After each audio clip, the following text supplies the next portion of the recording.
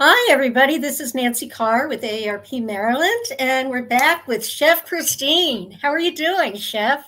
I am doing great, Nancy. I'm so excited to be here with you today. Great. And what's new with you? Oh my gosh. I tell you, I go from teaching how to make chocolate eclairs in the morning to teach something healthy but delicious in the afternoon. It's kind of the best kind of day. That's awesome. That's awesome. And you know what else is awesome? October, because that's when open enrollment for Medicare starts. And open enrollment goes this year from October 15th to December 7th. And we encourage everybody who's, even if you're currently on Medicare, take a look at your options, review your coverage. AARP has got a wealth of resources online to answer your questions at aarp.org/Medicare. And then if you do find you have questions or you want to make some changes, there's this great program. Here's the program here in Maryland. It's called SHIP, and that's through the Department of Aging. And they have trained counselors who can walk you through which program and what level of coverage is right for you. And that can change from year to year. So it's always worth reviewing while you have this opportunity. And with And that, Nancy, let's have yes. I have a question. You said before that there is a SHIP, a state health insurance plan for every state, right? That's my understanding. Uh-huh. Okay. I just like to be sure because and sometimes I have my friend Francis from Nebraska turning in or tuning in, and some of our friends. So I just want to make sure because Medicare enrollment is such an important time of the year. It really is. And so definitely check with your state Department of Aging for that SHIP program in your state. Love it. Love it. You ready to make some lunch? It's late lunch, I but it's sure lunch. am. It is absolutely. All right, so we're doing I have tips out the wazoo today, Nancy. You're going to love this because we're doing a quick lunch, and I'll tell you, lunch is my albatross. It is the thing that if I don't kind of have it planned, that's when I end up going out, spending too much money on food that I know I could make better at home. And really, I'm looking for something to sustain me and give me the pop I need as I'm working through the afternoon, right? Do you feel the same way or are you set on your lunches? I tend to need a little pick me up in the afternoon because I eat brunch most days. Yeah, okay. Because I'm starting to shift into the 2 meal a day thing instead Mhm. of three, and I really like that. It's easier to do on the weekend for me, and I have to tell you, I was always like, I would never do that. I just love food too, but I'm telling you, I just don't eat as much, you know. Right. And with all the GLP-1s and all of that nowadays, folks just don't maybe they're not eating quite as much, but I love it. I was telling the class I was teaching yesterday that my favorite day is the day when it's like 3 or 4 o'clock and I'm eating dinner. I think I was made to be an early bird because I love it. And then, of course, I do like a little coffee and maybe a little cookie in the afternoon. Mm-hmm. And But, I'm sort of the same way because I have medication, so I can't eat right away in the morning, and oh, so then I just wind up having lunch at like 10:30 or 11 o'clock in the 10:30. morning, and so I by three love or that. 4 o'clock, I'm ready for a pick me up, and then at that point, maybe after 8 o'clock, I have earned the right to have a cookie or something. Yeah, yeah, I love it. And I'm like, I don't need to earn the right. I just need to want a cookie. I just don't have to eat 10 of them. That's where the growth is here, Nancy. So listen, one of the things that I am all about is how do we make a little bit of a shortcut, right? I always say someday I'll have a show called The Very Lazy Chef because I want to know I can put in the effort one time and maybe get 2 or 3 meals out of it. But I don't want to feel like I'm eating leftovers. Do you know what I mean? Like Hmm. if it's something that's meant to last, and this dish is that dish. So what I'm going to do is I'm going to start with a little shallot, and I love a shallot. And I am going to dice it real finely. I like it. I like it small. If you are very sensitive, I say this all the time, but if you're kind of sensitive to like onion funk, you can always take raw onion or raw shallot and rinse it in cool running water to take some of that out of there. But That's good to know. oh yeah, it works so well. And you still have the wonderful flavor, but you just don't have quite as much funk. So I'm good with that. Now, because I'm going to make, this is going to sound like the least appealing lunch ever, beans and greens, but you got to trust me on this, okay? Because I'm going to make this beans, these suckers hold up, man. They just, beans love to go one day to the next. And this originally, there was a recipe I pulled out of the Times, and I saw they just printed it again. This is kind of my riff on it.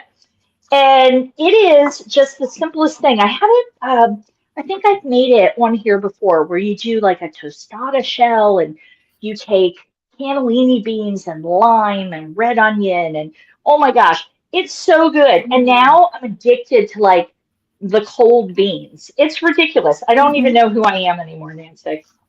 All right. So I have got this beautiful minced shallot. And again, I'm using the whole thing because I like it. But one of the things you need to know is whenever you use something that's a little funky like this, sometimes the flavor builds as it sets, right? Like it gets a little, every time, gets a little more intense. So if that's like your thing that you're watching, just be aware. And I'll tell you, I even open this before I do the demo with you to make sure it's not messy. And every single time, doesn't matter how much I prepare. Doesn't matter. Is that mustard? Well, yeah, it's a little bit of Dijon mustard because I think Dijon mustard, I just think it is the greatest thing to have in your fridge or in your pantry. Maybe it's because I went to French cooking school. I don't know, in New York City. But I'm going to take some vinegar. And this is actually a garden herb vinegar, but you can get, like, this is such a great opportunity to get a little funky and try something cool and new. You know, you can find a white balsamic at the grocery store, and that's going to be so delicious. I sometimes when I'm making like a vinaigrette, which is really what I'm doing here, and I'm just going to whisk this together real quick. But sometimes when I'm making a vinaigrette, I avoid like a balsamic, like a dark balsamic, because it just gets everything a little, you know, a little brown or a little purple, and we just don't want a little purple. Now, I put in a pinch of salt, but I can promise you that was about an eighth of a teaspoon of salt because I'm going to be using some canned chickpeas. And we know that anything we get in a can is definitely going to have some salt added, unless we're intentionally buying a low sodium version. And even though, you know, I'm a heart patient, I do all the good heart things, I do not love low sodium beans, man. They are not my thing. They just have no pop to them at all. All right, now check this out. Go ahead. Do you rinse your beans? Do you rinse your beans? What a good question. Ooh, that's so good. I always rinse my beans. Okay. Because unrinsed beans can make you a little upset in the tummy. Now, even with what's in the can? Yeah. Okay. Yeah. So it's actually one of the things, sometimes you'll get a recipe and it says, you know, just add the whole thing in. I'm for it as long as I can do that toot walk, right? Because we gotta watch what we're putting in there. Sometimes it just gets you a little upset. So even though we're using chickpeas, and I don't know, Nancy, have you ever heard of aquafaba? Yes, yeah. Yeah, okay, so aquafaba is liquid from the chickpeas. And sometimes vegans will use it, or you'll use it in vegan cooking to whip up. And it's kind of cool. And people will use it, craft bartenders will use aquafaba in cocktails because sometimes you put an egg white in like an Amaro sour or whiskey sour or something to make it frothy. But you can use the aquafaba instead. So if you want Save that liquid when you do it, when you drain your beans, save it, and then you'll be all set so you can make something fancy. That Now, sounds great. oh, it is. It's really cool. And if now you know if you go and you're having a fun night out, that aquafaba is an okay thing to get. Woo. Now, I know you said your husband makes kind of an easy man's hummus with the chickpeas, right? What does he do? Right. He just smashes them, but not as smooth as hummus and with no tahini. He just smashes them and adds herbs and spices, maybe some onion or scallions, and Yum. puts them on, with lettuce and tomato on a whole wheat bread. How great is that? You know, my big trick, I don't know if you know this, Nancy, but we have this wonderful bakery here in town in Frederick that makes the most glorious sourdough bread. And my thing now is I go like every week or every 2 weeks and I grab a whole loaf and I have them slice it. They have two different slicers, so I feel very spoiled because one is a 1/2 inch and one is 3/4. I always get them to slice it. I come home and I immediately throw it in the freezer. And then I pull it out when I'm ready. And that way I can still have the good sourdough, even though I'm only cooking. A lot of times for lunch, I'm cooking for one person or I'm pulling it together for one person. And it's just so good that way. That's a great tip because I've got a small family and we're never home at the same time. Yeah, I'm telling you, it's so good. And I have this little olive oil sprayer and I just give it a couple bloop bloops and then put it in a nonstick pan and just let it get toasty. I always toast it once it's been in the freezer, but it's so good. I'll do it with an avocado or whatever is working right then. Now, check this out. This is my favorite little trick, Nancy. This is farro. But here's the thing. When I'm cooking, if I'm going to cook something good, like this farro, right? Farro is a whole grain, and this is all kind of Mediterranean diet focused because we want all those whole grains and legumes, and we want the healthy fats, and we want vegetable, we want all these good things in here. So I will always make the whole box or the whole package of the farro. What I don't eat, this is a 1 cup portion, so this is enough for 2 of us. What I don't eat, I put in a little baggie. I squeeze out all the air and I make it go flat, right? I squish it out, throw it in the freezer. And I'm telling you, it's cooked, it's ready to go. You can microwave it for a minute or 2, get it just right. It's such a great tip because I'm not always going to want to pull out a pot and make something. And yeah. All right, now check this out. You know, I was just saying about greens, and I had a gal fussing at me yesterday because she was like, I don't like arugula. We were making arugula, and she was lovely, and she really knows what she likes. And she's like, I like spinach. I'm like, I like it too. So what I do is I just take the baby spinach, and I just throw some in. Now, if your farro is a little bit warmer than mine is, it's going to wilt that spinach right down. So it depends if you want a softer texture or if you want that little bit of crunch in there. But then I'm going to go in and I'm going to take some of these marinated chickpeas. Now, I don't need all of this, right? I'm going to take a little of that dressing too because the dressing is the good part. Oh, yeah. I'm going to store this in the fridge definitely for a couple of days.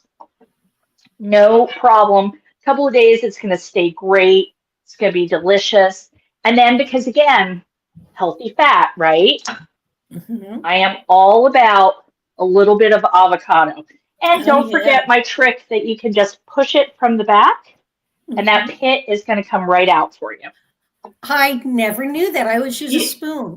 Okay. And then you lose so much of the avocado, right? Right. Yeah. But then I like the spoon.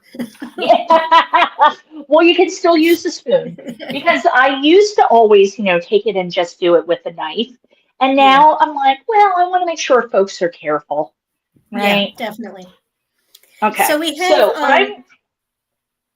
go ahead. So we have a question in the comments. Judy from Frederick wants to know what bakery you're referring to, but unfortunately, Judy, we're not allowed to endorse Yeah, but commercial I'll tell you what, Judy. establishments. So, Judy, if you find me, and I think you know where to find me, you can send me a message and I'll tell you where. yeah. All right? You'll love it. Okay, now I check think you're this. getting a lot of messages, Christine. Good. I love the messages. And speaking of which, listen, here's the big thing. Saturday, we're doing the October class, and I'm really excited. It's going to be a gorgeous day here in Frederick, Maryland. But we are going to be making a skillet veggie lasagna. This is one of my favorite things to make. We're going to do it right in a cast iron pan. I'm going to use more beans because I love the beans. And we're going to do a little white bean bruschetta. I do it all the time. You may have seen me make it, but it's so tasty. And we're going to do an apple crisp for one. Because just because you're cooking for one person doesn't mean you don't deserve something delicious. And it's really easy and it's really fast to do. And it just brings us along, right? We think October and apples and Medicare open enrollment. So we got all the good stuff in there. Now look, how gorgeous is that? That is so gorgeous. Isn't that so gorgeous? So when I cook my farro, I cook it in a little bit of vegetable broth instead of just water. And it's really nice. It freezes so well. Again, we've got those healthy fats, those protein source. Our protein source there are legumes or our chickpeas. And you can use like whatever you're into. If you like cannellini beans, use those. But get yourself like a fun little vinegar or something. And if you can, splurge and buy yourself a really nice extra virgin olive oil. I always say I don't drive a fancy car, but I use good food. So there you go, Nancy. That is so simple. And I think I know one man in my family who's just going to love this. I can't wait to make it for him. It's so simple. I promise you don't have to have a lot of complex ingredients or a complex recipe to have something that tastes really delicious. That's wonderful. Thank you so much. And we'll see you on Saturday. I can't wait. I'll see you guys on Saturday. Thanks, Nancy. Thank you, Christine. Bye. Bye.